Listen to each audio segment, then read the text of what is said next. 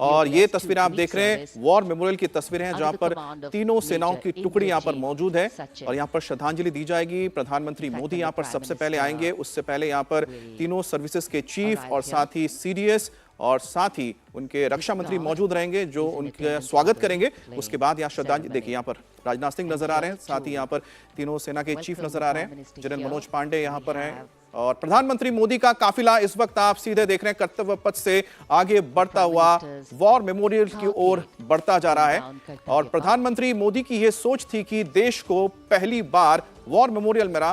करीब 50 सालों से लगातार इसकी मांग की जा रही थी, लेकिन वो सपना पूरा नहीं हुआ। लेकिन आखिरकार प्रधानमंत्री मोदी ने इस सपने को पूरा किया और हमारे देश के जो वीर सपूत हैं उनके लिए जो एक श्रद्धांजलि देने के लिए एक जगह चाहिए थी, उनके लिए जो एक मेमोरियल की जरूरत थी, उसको पूरा किया। और देखिए साथ ही ये वो जगह है जहां पर नेताजी सुभाष चंद्र बोस की प्रतिमा को भी यहां पर स्थापित किया गया है। जी, कैवलकेड पहुंच चुका है। कर्नल सिंह, आप इसमें कुछ ऐड करना चाहेंगे? और मेजर ध्यानचंद नेशनल स्टेडियम वीरों के वीर है, महामानवों का प्रतीक इसे सन 2019 में प्रधानमंत्री मोदी नेशनल वॉर मेमोरियल को समर्पित किया था। यहाँ ये उन लोगों का प्रतीक है जिन्होंने राष्ट्र को सर्वोपरि रखा, कृतज्ञ राष्ट्र की जिन्होंने स्वयं से पहले हमेशा राष्ट्र के बारे में सोचा, जिन्होंने तोपों की सलामी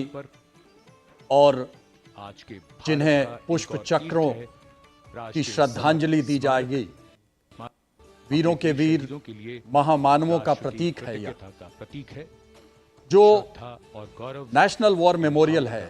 ये एक मांग थी और कई सालों की मांग, प्रधानमंत्री की अगवानी के लिए। लेकिन शायद जब सूरज कई सदियों तक जागता और सोता है तब कहीं जाकर आज सा नेतृत्व पैदा होता है और पुकारे ये धरती, ये सारा आवाम, मां तुझे सलाम, मां तुझे सलाम, देश के मां तुझे सलाम। श्री नरेंद्र मोदी मां को सलाम करता हुआ जब एक धरती पुत्र उठता है युग पुरुष की तरह और राष्ट्र के निर्माण के लिए आगे बढ़ता है, तो सृष्टि की सारी शक्तियां केंद्रित हो जाती हैं उनके हाथ में और वो कहते हैं जल अग्नि धरती आकाश संपूर्ण शक्तियां हमारे पास।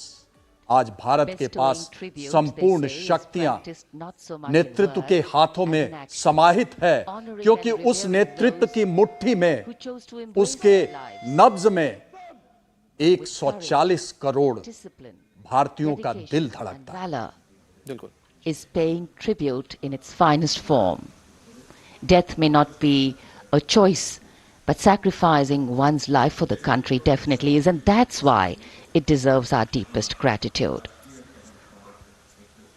The Prime Minister will now lead the nation in paying homage to the immortal soldier. सेना के चीफ और साथ ही उनके साथ चीफ ऑफ डिफेंस स्टाफ भी आए हैं और प्रधानमंत्री मोदी यहाँ पर श्रद्धांजलि देंगे। प्रधानमंत्री मोदी का जो साफा है वो भारत के उन वीरों के रंगों को भी यहाँ पर छूता है, जिसमें आप केसरिया रंग भी देख सकते हैं।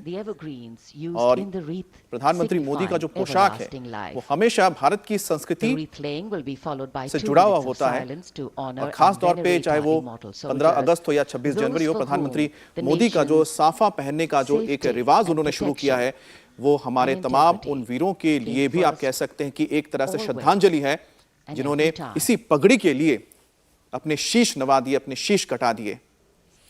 और इस वक्त एक एक कदम आगे बढ़ाते हुए प्रधानमंत्री नरेंद्र मोदी, रक्षा मंत्री